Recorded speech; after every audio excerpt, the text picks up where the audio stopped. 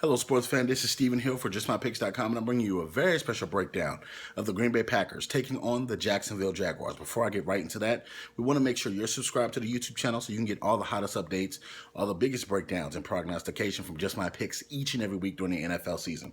Without further ado, we're going to get right into the action. Now, coming to this football game, the Green Bay Packers are on a high.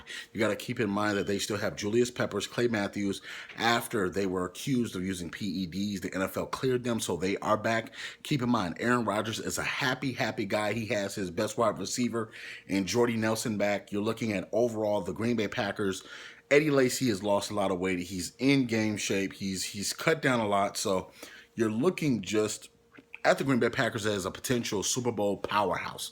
Now, when you get on the other side of the ball, you have a young Blake Bortles in the NFL's up-and-coming talent of youth and very good things on that side of the tip of the ball, and you're looking at defensively how these pieces and the new pieces are going to mesh together and how the offense is going to come together.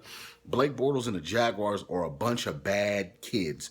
You look at what they did last year on offense, what they potentially were getting to do on defense, and if they can stay healthy, what these guys just may do on the offensive side of the ball and how they make wreak havoc and how they just may win the AFC South this year.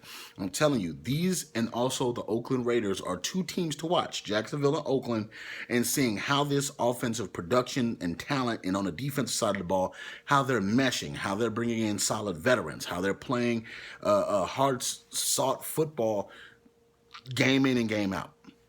So when you're going up against the Green Bay Packers, obviously you got to keep in mind Aaron Rodgers is a bad man. He's going to whip the ball all over the field. It doesn't matter what side of the ball. It doesn't matter how far he has to throw it. He can throw the ball and make literally any throw.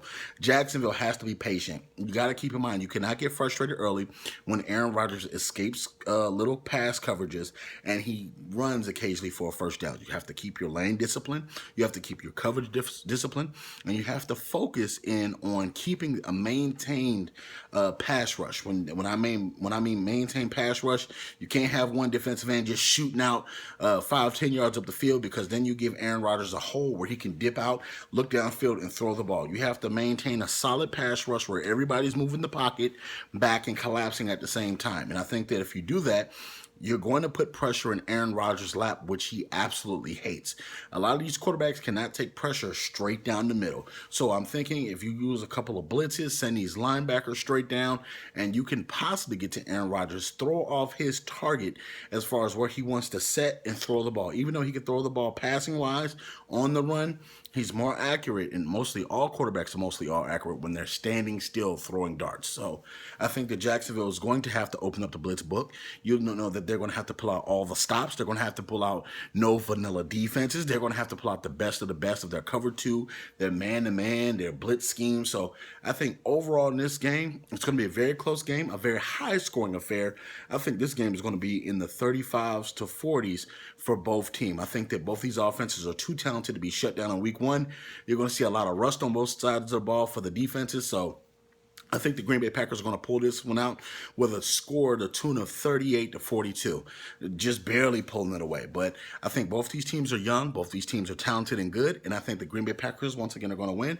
All you Jaguars fans, all you Green Bay fans, leave your comments in the comment section below. Also, check out JustMyPicks.com for all the breaking news and all the hottest updates in sports. And as always, check us out next week where we break down the hottest in Week 2's NFL matchups. Thank you so very much. We'll see you next week.